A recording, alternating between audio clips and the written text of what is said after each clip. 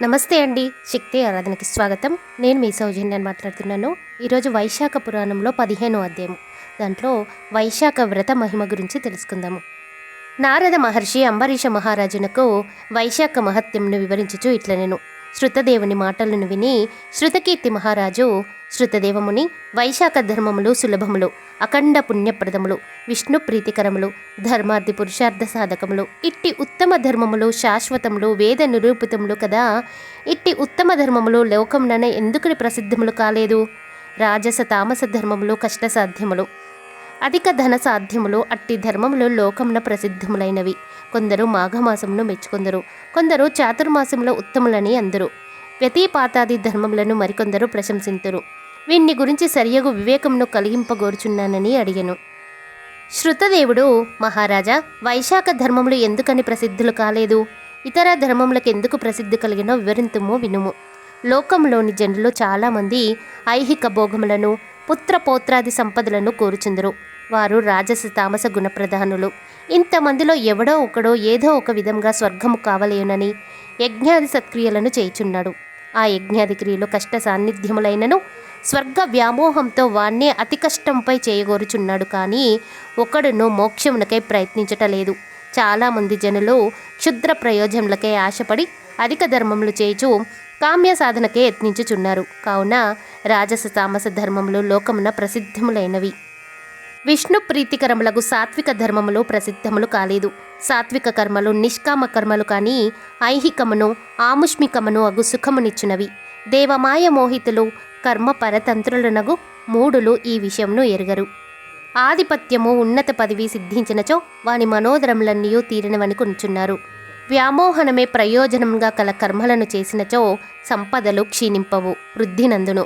ఆధిపత్య ప్రయోజనంతో వారి పురుషార్థ సాధన ఆగిపోవును. వైశాఖ ధర్మములు సాత్వికములు. అవి నిగూఢములుగా ఎవరికినీ తెలియకయున్న కారణంగా వినుము. పూర్వము కాశీరాజు కీర్తిమంతుడను వాడు కలడు. అతడు నృగమహారాజు కుమారుడు. ఇక్ష్వాకు వంశరాజులలో ఉత్తముడు, కీర్తిశాలి. అతడు ఇంద్రియములను జయించినవాడు, కోపము నెరగనివాడు, బ్రహ్మజ్ఞాని. అతడొకనాడు వేటాడుటకై అడవికి పోయెను. వశిష్ఠ మహర్షి ఆశ్రమ ప్రాంతమునకు చేరెను. అతడు వెళ్ళిన కాలము వైశాఖ మాసము. వశిష్ఠ మహర్షి శిష్యులు వైశాఖ మాస ధర్మములను ఆచరించుచుండిరి. కొందరు చలివేంద్రములను, మరికొందరు నీడనిచ్చు, మరికొందరును దిగుడు బావులను ఏర్పాటు చేయుచుండిరి. బాటసార్లకు చెట్ల నీడలు ఎందు కూర్చుండబెట్టి విసన కర్రలతో విసురుచుండిరి. చెరకు గడలను, గంధములను, ఫలములను ఇచ్చుచుండిరి. మధ్యాహ్న కాలంన చిత్రదానమును, సాయంకాలంన పానకములను, తాంబూలములను, కన్నుల చల్లబడుటకు కర్పూరమును ఇచ్చుచుండిరి. చెట్ల నీడలయందు, ఇంటి ముంగిళ్ళయందు, మండపములయందు ఇసుకను పరిచి కూర్చుండుటకు వీలుగా చేయుచుండిరి.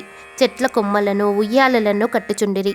రాజు వారిని చూసి ఇదేమని ప్రశ్నించెను. వారును, వైశాఖ మాసమున చేయవలసిన ధర్మములివి. మానవులకు సర్వ పురుషార్థములను కలిగించును. మా గురువుగారైన వశిష్ఠుల వారిచే ఆజ్ఞాపింపబడి వినిని చేయుచున్నాము అని పలికిరి. మరింత వివరించి చెప్పమని రాజువారిని అడిగెను. మేమీ పనులను గురువుల ఆజ్ఞననుసరించి చేయుచున్నాము. మీకింకనూ వివరములు కావలసినచో మా గురువులను అడగమని సమాధానమిచ్చిరి. రాజు వారి మాటలను విని పవిత్రమగు వశిష్ఠుని మహర్షిని ఆశ్రమమునకు వెళ్ళెను. అట్లు వచ్చుచున్న రాజును వాని పరివారమును చూసి వశిష్ఠ మహర్షి సాదరంగా రాజును వాని పరివారమును అతిథి సత్కారములతో ఆదరించెను. రాజు మహాముని ఇచ్చిన ఆతిథ్యమును స్వీకరించి నమస్కరించి సంతోషాశ్చర్యములతో చేయునిట్లడిగెను. మహర్షి, మార్గమున మీ శిష్యులు బాటసారులకు చేయు అతిథి సత్కారములు, ఉపచారములు నాకు మిక్కిలి ఆశ్చర్యమును కలిగించినవి. ఇలా ఎందుకు చేయుచున్నారని నేను వారిని అడిగితిని. వారును, మహారాజా, దీన్ని వివరించే అవకాశము లేదు. మా గురువుల ఆజ్ఞననుసరించి శుభకరములకు విని చేయుచున్నాము. మీరు మా గురువులను అడిగినా వారు మీకు వివరింపగలరు. నేనును వేటాడి అలసి తిని అతిథి సత్కారమును కోరు పరిస్థితిలో నుంటిని. ఇట్టి స్థితిలో మీ శిష్యులు బాటసార్లకు చేయు ఆదిత్య సత్కారములు విస్మయమును కలిగించినవి. నీవు మునులందరిలో మొదటివాడవు, శ్రేష్ఠుడవు, సర్వధర్మములను ఎరిగినవాడవు. నేను మీకు శిష్యుడను. దయయుంచి నాకు ఈ విషయంలో నెరిగింపమని ప్రార్థించను. వశిష్ఠ మహర్షియు రాజునకు గల ధర్మ జిజ్ఞాసకు, వినయ విధేయతలకు సంతసించెను. రాజా, నీకీ బుద్ధికి గల క్రమశిక్షణ మెచ్చదగినది. విష్ణు కథా ప్రసంగమునందు విష్ణు ప్రీతికరములకు ధర్మములను నెరుగుటయందు ఆసక్తి కలుగుట సామాన్య విషయం కాదు. నీవడిగిన విషయమును వివరింతును, వినుము. వైశాఖ మాస వ్రత ధర్మ విషయములను వినిన సర్వపాపములను నశించును. ఇతర ధర్మముల కంటే వైశాఖ ధర్మములు మిక్కిలి ఉత్తమములు. వైశాఖ మాసంన బహిస్నానము చేసిన వారు శ్రీ మహావిష్ణువునకు ప్రియమైనవారు. అన్ని ధర్మములను ఆచరించి స్నాన దానార్చనములెన్ని చేసినను వైశాఖ మాస ధర్మములను ఆచరించనిచో అట్టివారికి శ్రీహరి దూరంగా నుండును, అనగా వారు శ్రీహరికి ప్రియులు కారని భావము. వైశాఖ మాసంన స్నానదానములు పూజాధికములు మానిన వారెంత గొప్ప కులమైన జన్మించిన వారును కర్మననుసరించి మిక్కిలి నీచ జన్మ కలవారని ఎరుగుము. వైశాఖ మాస వ్రత ధర్మములను ఆచరించి శ్రీహరిని పూజించినచో శ్రీహరి సంతసించి వారి కోరికలనిచ్చి రక్షించును. శ్రీపతియు జగన్నాథుడనగు శ్రీ మహావిష్ణువు సర్వపాపములను నశింపచేయువాడు సుమా. వ్యయ ప్రయాసలు కల వ్రతముల చేతను ధర్మ సూక్ష్మముల చేతను ధనముల చేతను శ్రీహరి సంతసింపడు. భక్తిపూర్వకంగా నారాధింపబడిన శ్రీహరి భక్తిపూర్వకమైన స్వల్ప పూజకైనను స్వల్ప కర్మకైనను సంతసించను.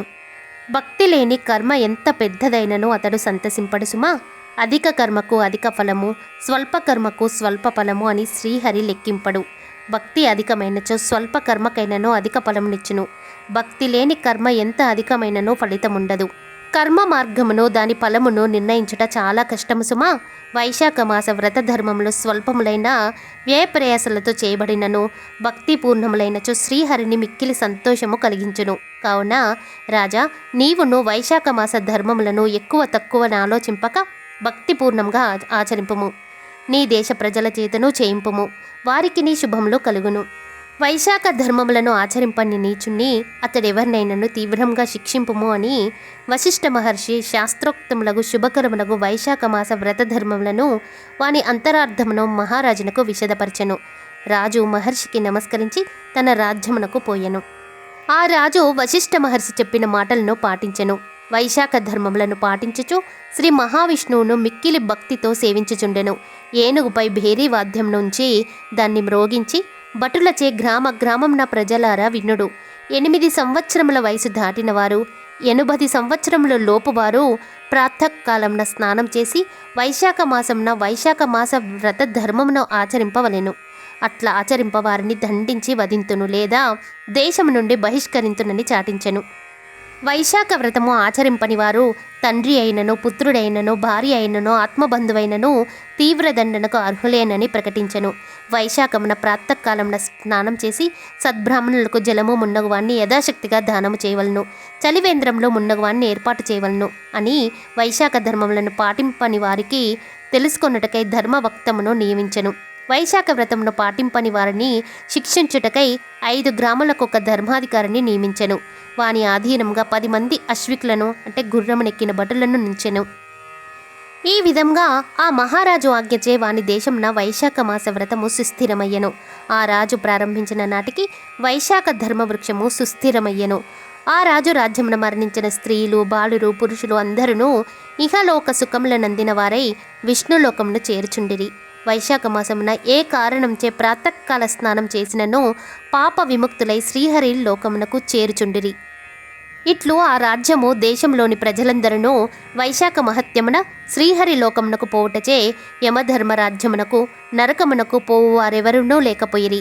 ప్రతి ప్రాణియు లోగడ చేసిన పాపములన్నింటినీ చిత్రగుప్తుడు వ్రాసినను వైశాఖ స్నానం చేసిన వచ్చు పుణ్యము వలన ఆ పాపములన్నింటినీ చిత్రగుప్తుడే కొట్టివేయవలసి వచ్చెను. ఈ విధంగా చిత్రగుప్తునికి జనుల పాపములను రాయుట కొట్టివేయట జరిగి అతడు ఊరక ఉండవలసి వచ్చెను. ఏ పనులు చేసిన వారైనను వారు నరకమునకు పోవలసిన వారైనను వైశాఖ స్నాన మహిమచే విష్ణులోకమునకు పోవుటచే నరకలోకములన్నీయూ వచ్చువారు లేక శూన్యములై ఉండెను. అంతేకాదు స్వర్గలోకమునకై యజ్ఞ యాగాదులనెవరునూ చేయక వైశాఖ మాస వ్రతములను ధర్మములను ఆచరించుచుండుటచే వారును విష్ణులోకమును చేరుటచే స్వర్గలోకమును శూన్యములై ఉండెను. ఈ విధంగా యమధర్మరాజు లోకము నరకము, ఇంద్రదేవుని లోకము స్వర్గము వచ్చువారెవరునూ లేక శూన్యములై ఉండెను. జై శ్రీమన్నారాయణ. స్వస్తి.